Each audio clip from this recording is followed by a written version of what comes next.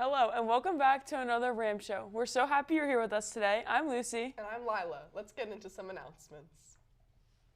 The Fellowship of Christian Athletes Club is meeting on Wednesday, March 26th in 9th grade room 106 at 7 a.m. Enter through the gym doors. You do not have to be an athlete to attend the club. Please see Mr. Clenard with any questions.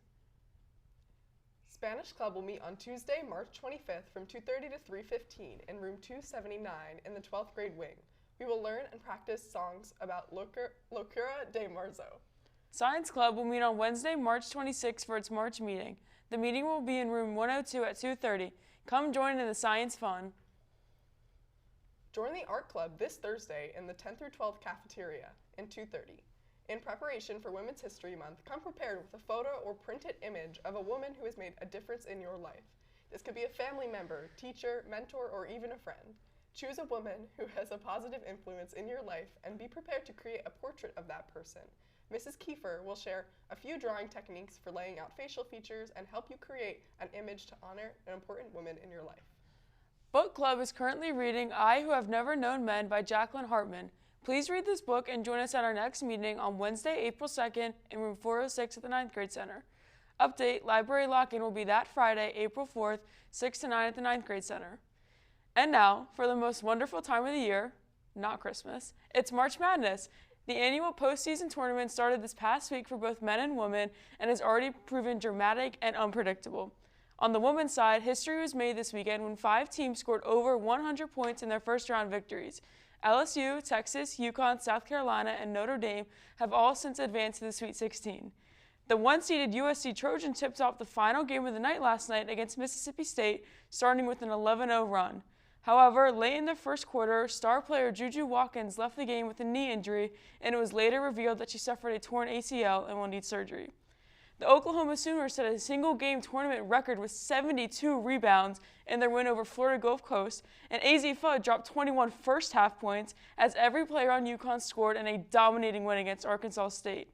The brackets have remained steady, with only the upsets coming in the form of two 10 seeds beating 2 7 seeds, and a 5-seeded Tennessee over the 4-seed Ohio State, as well as a 5-seeded Kansas State beating 4th-seeded Kentucky in overtime.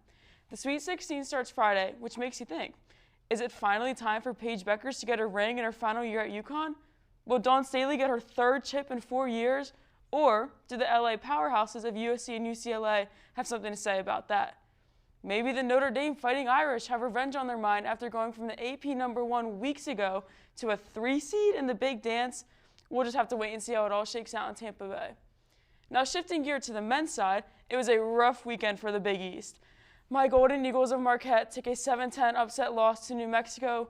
Rick Pitino and St. John's took a loss to first-year Arkansas coach John Calipari and the 10-seeded Razorbacks, as well as UConn, and the 10-seeded Razorbacks took away UConn's chances of a three-peat.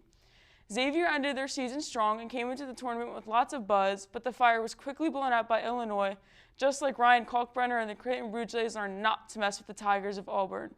A staggering 14 SEC teams made the tournament this year, with 7 moving on to the Sweet 16. The 1 seeds of Houston, Auburn, Florida, and Duke have looked strong so far and will look to take their momentum all the way to San Antonio. Does freshman phenom Cooper Flagg have what it takes to lead his team to a natty?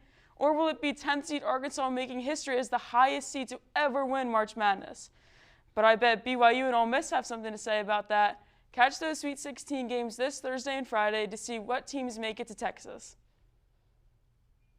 Thanks, Lucy. After those announcements, I wanted to bring you a few more to keep you in the loop with what's going on in the FPC. As March comes to a close, there will be a few more presentations for Career Month going forward. In order to attend any Career Month presentation, you must get a pass from the FPC.